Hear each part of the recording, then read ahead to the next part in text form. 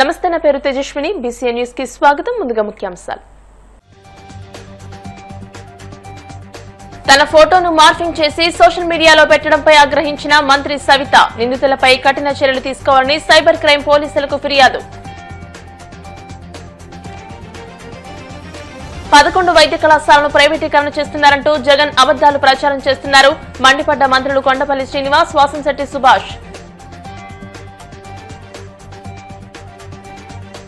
Super 6 అమలు చేయలేని కూటమి ప్రభుత్వం సూపర్ హిట్ పేరుతో విజయోత్సవాలు చేసుకోవడం సిగ్గుచేటు. వైసీపీ నేత సతీష్ కుమార్ రెడ్డి విమర్శలు.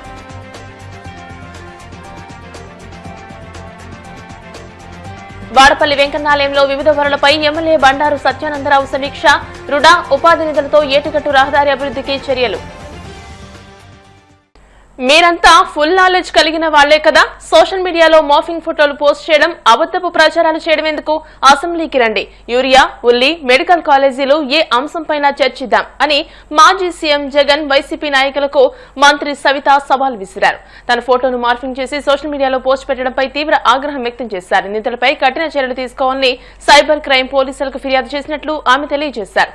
అమరావతి సచివాలయంలో ఆమె మీడియాతో మాట్లాడారు. చంద్రబాబు నేతృత్వంలోని కూటమి ప్రభుత్వం చేస్తున్న అభివృద్ధిని, సంక్షేమాన్ని చూసి జగన్ ఓర్వలేక విషం కక్కుతున్నారని ధ్వజమెత్తారు. మొన్నటి రోజు సోషల్ మీడియాలో చూసాం. మార్ఫింగ్ చేయడం మాకు అలవాట్లేదు. నిన్నటి రోజు నా ఫోటో పెట్టి మార్ఫింగ్ చేశారు వైసీపీ వాళ్ళు. ఎందుకు మీరు ఇలా మార్ఫింగ్ చేస్తున్నారు? భయపడే కదా. మిమ్మల్ని మేము అసెంబ్లీకి రమ్మన్నాం. మార్ఫింగ్ చేయడం, మా నిన్నటి రోజే ముఖ్యమంత్రి గారు కూడా కఠినమైన చర్యలు తీసుకుంటున్నామని చెప్పారు. నేను కూడా కంప్లైంట్ ఇచ్చాను. మీకు చేతనైతే చేసిందేంటి, మేం చేసిందేంటో చర్చించడానికి సిద్ధమేనా? ఇలా మార్ఫింగ్ చేయటం, రపరప నరుకుతామని చెప్పటం, ఇలా చీప్ ట్రిక్స్ చేయడం వైసీపీ పార్టీకే చెల్లుతుంది. దీన్ని ఉపేక్షించే ప్రసక్తే లేదు. దీన్ని నేను కంప్లైంట్ కూడా ఇచ్చాను. ఖచ్చితంగా కఠినమైన చర్యలు తీసుకోమని కూడా తెలియజేశాను. ఈ మార్ఫింగ్ ఈ వైసీపీ పార్టీకే అలవాటు అనుకుంటా, ఇలా చీప్ ట్రిక్స్ చేయడం. మేము క్లారిటీగా చెప్తున్నాం. రోజా గారు మాట్లాడారు. సవితమ్మ ఫస్ట్ ఎమ్మెల్యే, ఫస్ట్ మంత్రి. చంద్రబాబు నాయుడు గారు మెప్పు కోసం ఇలా మెడికల్ కాలేజ్ గురించి దుష్ప్రచారం చేస్తూ ఉంది అని అన్నారు. నేను దుష్ప్రచారం చేయడం లేదు. మరి మీరేమన్నా పుట్టకతో రాజకీయ కుటుంబం నుంచి వచ్చారేమో నాకు తెలియదు, కానీ నా ఫస్ట్ టైం ఎమ్మెల్యేనే, ఫస్ట్ టైం మంత్రే. మా చంద్రబాబు నాయుడు గారు మాకు నేర్పింది సభ్యత, సంస్కారం, అభివృద్ధి మీద మమ్మల్ని రెచ్చిపోమన్నారే తప్ప మాటల్లోనూ అసభ్యకరంగా మాట్లాడడంలోనూ మాకు నేర్పలేదు. రోజా గారు, నేను మెడికల్ కాలేజీల గురించి అబద్ధాలే మాట్లాడింటే మీకెందుకంత భయం? 17 మెడికల్ కాలేజీ గురించి చర్చించడానికి మేము సిద్ధంగా ఉన్నాం. మీరు రాజకీయాల్లో కొత్త నేనన్నచ్చు. మరి మీరు పుట్టకతో రాజకీయాల్లో వచ్చినప్పుడు నగర్లో మీరు ఏం అభివృద్ధి చేశారో? నేనేం తిరుపతి లెటర్లు అమ్మలేదు. టూరిజం మినిస్టర్ గా మీరేం చేశారో? మరి మీరు చైర్మన్ గా కూడా పనిచేశారు. ఏపీఐసీసీకి చైర్మన్ గా ఏం అభివృద్ధి చేశారో 5 సంవత్సరాలుగా మీరు చర్చించడానికి సిద్ధమైతే, మీరు సిద్ధం కాకపోయినా ఒక్కొక్కరు చిట్టా తీస్తున్నారు. చట్టం తన పని తను చేసుకుంటూ పోతుంది. మరి నేను ఈ 15 నెలల్లో మా డిపార్ట్మెంట్ కి నేనేం చేశా? బీసీ వెల్ఫేర్ లో నేనేం అభివృద్ధి చేశా? నా నియోజకవర్గాన్ని ఏ విధంగా అభివృద్ధి చేశా? పెనుగొండల నియోజకవర్గంలో ఉన్న ప్రోటోకాల్, టీటీడీ దర్శనం ప్రోటోకాల్ ఎంతమందికి చేయించా? ఎంతమంది నియోజకవర్గం ప్రజలకి నేను దర్శనం చేయించా? అదేవిధంగా హ్యాండ్లూమ్స్ అండ్ టెక్స్టైల్స్ ద్వారా నేను ఏం పనులు చేశా? మరి నేను చర్చించడానికి సిద్ధంగా ఉన్నా. నగర్లో మీరు ఏం చేశారు? నగర్లో తిరుమల దర్శనాలు ఎంతమంది చేపించారు? మీ డిపార్ట్మెంట్ ద్వారా ఎంతమందిని చేపించారో మీరు చర్చించడానికి సిద్ధమైతే, ఎందుకంటే మీరు సీనియర్లు, మీరు కూడా తెలుగుదేశం పార్టీలో ఏబీసీలు నేర్చుకున్న వారే. మిడతల రజనీ గారు, మీరు కూడా ఇక్కడ పెట్టిన మొక్కే. ఇంకా వలస పక్షులు మాట్లాడుతున్నారు. నేను ఎవరితో అయినా చర్చించడానికి సిద్ధమే. ఏ నియోజకవర్గాల్లో గతంలో 5 సంవత్సరాలుగా పనిచేశారు. ఈ రోజు మా నియోజకవర్గంలో కూడా కొంతమంది మాట్లాడుతున్నారు. ఎక్కడి నుంచో వచ్చిన వాళ్ళు కూడా మంత్రులుగా పనిచేశారు. వాళ్ళు మంత్రులుగా పనిచేసినప్పుడు వాళ్ళ శాఖల ద్వారా ఏం చేశారు, వాళ్ళ నియోజకవర్గానికి ఏం చేశారో రావాలి, చర్చించాలి. అంతేకాకపోతే మీరు ఎలాగో అసెంబ్లీకి రాలేరు, ఓడిపోయారు, డిపాజిట్లు కూడా లేవు. మరి మీ పులివెందుల ఎమ్మెల్యే గారు ఉన్నారు. మీ పులివెందుల ఎమ్మెల్యే గారితో ఏమేమి డిపార్ట్మెంట్ల నుంచి ఏమేమి క్వశ్చన్లు రైజ్ చేయించండి, మేము జవాబు చెప్పడానికి మైక్ ఇవ్వడానికి సిద్ధంగా ఉన్నాం. సామాన్య ప్రజలకు మెరుగైన వైద్యం అందించే లక్ష్యంతో ప్రజలపై భారం పడకుండా ప్రభుత్వం పీపీపీ విధానంలో మెడికల్ కాలేజీలను పూర్తి చేయాలని భావిస్తోందని మంత్రులు కొండపల్లి శ్రీనివాస్, వాసంశెట్టి సుభాష్లు స్పష్టం చేశారు. కానీ 11 వైద్య కళాశాలలు ప్రైవేటీకరణ చేస్తున్నారంటూ మాజీ సీఎం జగన్ అబద్దాలు ప్రచారం చేస్తున్నారని మండిపడ్డారు. మెడికల్ కాలేజీల ప్రైవేటీకరణ ప్రచారం పూర్తిగా అవాస్తవమని అన్నారు. యూరియా కొరత అంటూ జగన్ అండ్ కో తప్పుడు ప్రచారాలు చేశారని మండిపడ్డారు. తాజాగా మెడికల్ కాలేజీలపై ఫేక్ ప్రచారం చేస్తున్నారని ఆగ్రహం వ్యక్తం చేశారు. 5 కాలేజీల నిర్మాణానికి 671 కోట్లు మాత్రమే ఖర్చు పెట్టి 17 కాలేజీలు కట్టామని సిగ్గు లేకుండా చెప్పుకుంటున్నారని విమర్శించారు. ప్రతిపక్ష పార్టీ మాజీ ముఖ్యమంత్రి వర్యులు జగన్మోహన్ రెడ్డి గారు గత కొన్ని రోజులుగా మెడికల్ కాలేజ్ గురించి చాలా పెద్దగా చెప్తున్నారు.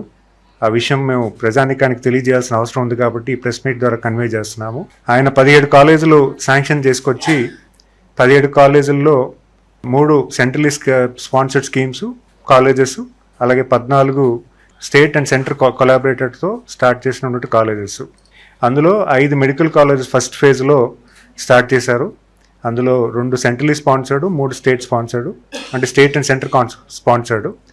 అండ్ ఫేజ్ 2లో పాడేరు కాలేజ్ కూడా ఫుల్లీ సెంట్రలీ స్పాన్సర్డ్. ఈ ఓపెన్ అయినటువంటి 3 కాలేజెస్లో కూడా సెంటర్ ఇచ్చినటువంటి 975 కోట్ల రూపాయలు, దాన్ని పూర్తిగా కూడా సెంటర్ ఇచ్చినటువంటి డబ్బులు మాత్రం వినియోగించడం జరిగింది. ఈ పథకంలో పీజీ మెడికల్ కాలేజెస్, ఇప్పుడు ఎగ్జిస్టింగ్ ఉన్నటువంటి పీజీ మెడికల్ కాలేజెస్లో ఏదైతే ఇన్ఫ్రాస్ట్రక్చర్ కోసం డెవలప్ చేయాలని సుమారు 700 కోట్లు ఇచ్చారో దాంట్లో వచ్చినటువంటి డబ్బులు కూడా 496 కోట్లు ఈ మెడికల్ కాలేజ్ కోసం ఖర్చు పెట్టడం జరిగింది.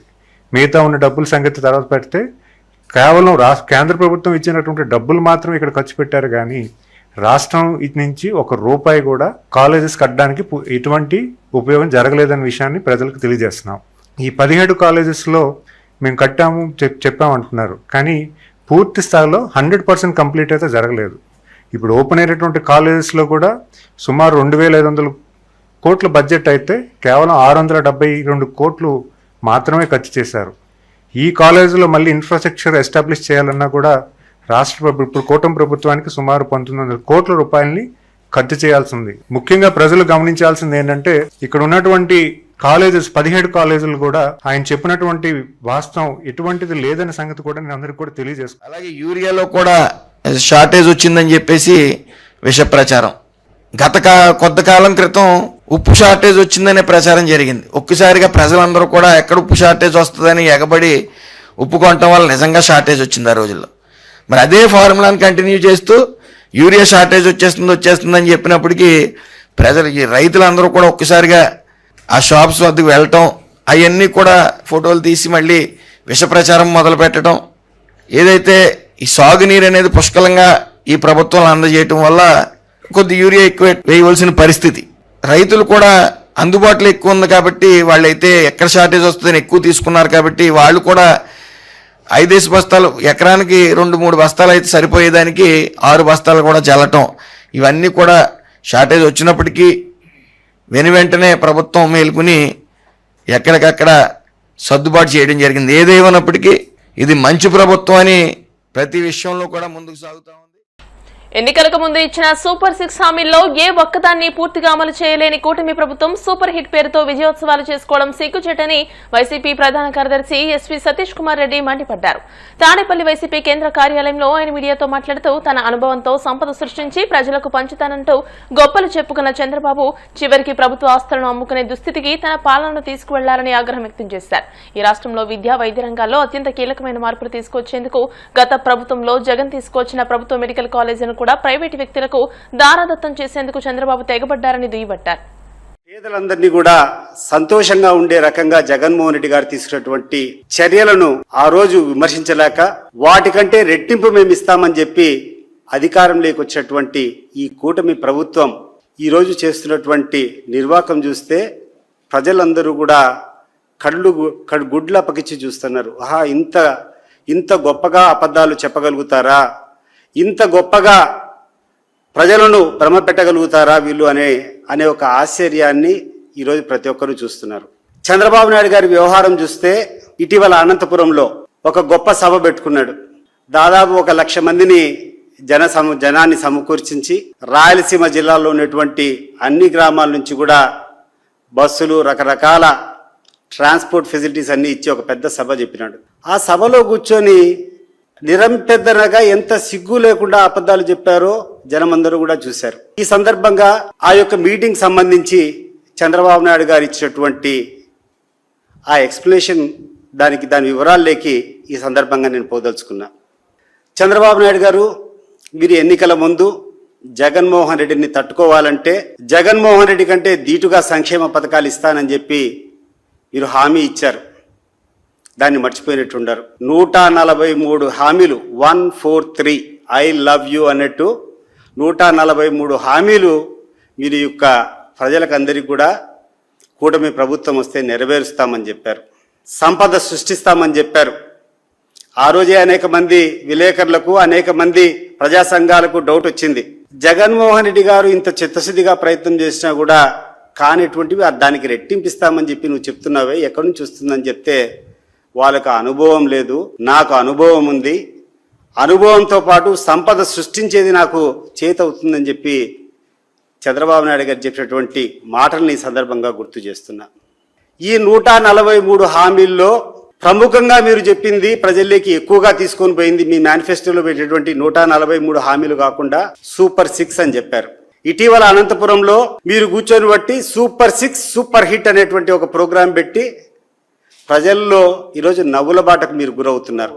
ఈ 6 పథకాలకు కూర్చొని నువ్వు బేరీజ్ వేసుకుంటే అన్నదాత సుఖీభావకు 10,800 కోట్లు, నిరుద్యోగ భృతికి 7,200 కోట్లు, ఆడబిడ్డ నిధికి 32,400 కోట్లు, తల్లికి వందనం కింద 13,000 కోట్లు, ఉచిత బస్సుకు దానికి మీరు ప్రభుత్వానికి ఎంత చెల్లిస్తారో దానికి 4,000 కోట్లు, 3,000 కోట్లు ఎంత అవుతుంది, వాళ్ళు గర్వంగా పోవాలంటే కానీ వాళ్ళకి 3,000-4,000 కోట్లు అవుతుంది. దీపం పథకానికి అయ్యేది 5,000 కోట్లు. దాదాపు సంవత్సరానికి మీరు ఇచ్చినటువంటి సూపర్ 6 అనేది సూపర్ హిట్ కావాలంటే 70,000 కోట్ల రూపాయలు ఈ ప్రభుత్వం నుంచి ప్రజలకు చేరాల్సినటువంటి అవసరం ఉంది. ఇది వాస్తవమా కాదా ముఖ్యమంత్రి గారు, మీరు చెప్పండి. జూన్ 12వ తారీఖున అనుకుంటా ముఖ్యమంత్రి గారు ప్రమాణ స్వీకారం చేసింది 2024. ఇప్పటికీ దాదాపు 1 సంవత్సరం దాటి 4 నెలలు అయింది. 1 సంవత్సరం 4 నెలలు అంటే ఒక క్వార్టర్ దాటి ఇంకా పోయింది. ఆల్మోస్ట్ 70,000 కోట్లు ఒక సంవత్సరానికి ఖర్చు అయితే 16 నెలల కాలానికి ప్రభుత్వం నుంచి మీరు ఇచ్చినటువంటి సూపర్ 6 ద్వారా మీరు ఖర్చు పెట్టాల్సినటువంటి ఖర్చు 90,000 కోట్ల రూపాయలు పైనే ఉంటుందనే మాట ముఖ్యమంత్రి గారికి గుర్తు చేశారు. వాడపల్లి వెంకటేశ్వర స్వామి ఆలయానికి తరలివచ్చే భక్తులకు ఎటువంటి ఇబ్బందులు తలెత్తకుండా ప్రభుత్వం చర్యలు చేపడుతుందని కొత్తపేట ఎమ్మెల్యే బండారు సత్యానందరావు అన్నారు. ఆలయంలో వివిధ అభివృద్ది పనులపై ఆయన సమీక్షించారు. 1.25 కోట్లతో డార్మిటరీ నిర్మాణానికి చర్యలు చేపడుతున్నామని అన్నారు. రుడా ఉపాధి నిధులతో వాడపల్లి నుంచి రావులపాలెం వరకు ఏటిగట్టును అభివృద్ది చేసి భక్తుల రాకపోకలకు ఇబ్బందులు లేకుండా చూస్తామని అన్నారు. వకులమాత అన్నదాన భవనాన్ని త్వరలోనే వినియోగంలోకి తెస్తామని, ఈ భవనంలో సెంట్రలైజ్డ్ కిచెన్, డైనింగ్ మెటీరియల్స్ నిర్మాణానికి దాతలు ముందుకు వస్తున్నారని తెలియజేశారు. తిరుమల తరహాలో కంపార్ట్మెంట్లను ఏర్పాటు చేసి స్లాబ్ విధానంలో భక్తులకు స్వామివారి దర్శనం అందించేలా ప్రణాళికలు రూపొందిస్తున్నామని అన్నారు. కోనసీమ తిరుపతి వాడపల్లి శ్రీ వెంకటేశ్వర స్వామి వారి యొక్క సన్నిధిలో ఇక్కడ జరుగుతున్నటువంటి అభివృద్ధి కార్యక్రమాలన్నీ కూడా సమీక్షించడానికి నేను వచ్చి ఇక్కడ జరుగుతున్న పనులన్నింటినీ కూడా పరిశీలించడం జరిగింది. పెద్ద ఎత్తున ఇక్కడ కార్యక్రమాలన్నీ కూడా శరవేగంతో పూర్తి చేయడానికి అధికారులు, ఇక్కడ ఉన్న పెద్దలు అందరూ కూడా వారి కృషి వారు చేస్తూ ఉన్నారు. వకులమాత భవనం కూడా తొందరలోనే అది వినియోగులకు తేవాలని తెలియజేయడం జరిగింది. దానికి ఎప్పటికే సెంట్రలైజ్డ్ కిచెన్ కోసం, డైనింగ్ మెటీరియల్స్ కోసం పశ్చిమ గోదావరి జిల్లా రైస్ మిల్లర్స్ అసోసియేషన్ వాళ్ళు, భారతీయ విద్యాభవన్ వారు కూడా దానికి తగ్గంత ఖర్చు అంతా కూడా వారు ఏర్పాటు చేయడం కోసం కూడా ముందుకు రావడం జరిగింది. అదేవిధంగా ఆ పక్కనే ఒక డార్మెటరీ కూడా ఏర్పాటు చేయాలి, దానికి కూడా శాంక్షన్ అయి ఉంది. ఈ యొక్క వకులమాత భవనం పూర్తయిన తర్వాత డార్మెటరీని కూడా టెండర్ పిలిపించి 1,25 లక్షల రూపాయలతోటి డార్మెటరీ భవనాన్ని కూడా నిర్మాణం చేయడం జరుగుతుంది. అదేవిధంగా వకులమాత భవనం మరొక పక్క ఒక 54 రూములు, 4 డార్మెటరీస్తో కలిపి 12 కోట్ల రూపాయలతోటి ఇప్పుడు కమిషనర్ గారి దగ్గర ఫైలు పెండింగ్లో ఉంది. అది క్లియర్ అయిన వెంటనే అక్కడ 54 రూములు, 4 డార్మెటరీస్ వచ్చే విధంగా తొలి విడత రెసిడెన్షియల్ అంటే వచ్చే భక్తులు నివాసం ఉండే విధంగా కూడా ఏర్పాటు చేయడం కోసం కూడా ఆ కార్యక్రమం కూడా త్వరగా మొదలు పెట్టించడానికి కృషి చేస్తూ ఉన్నాం.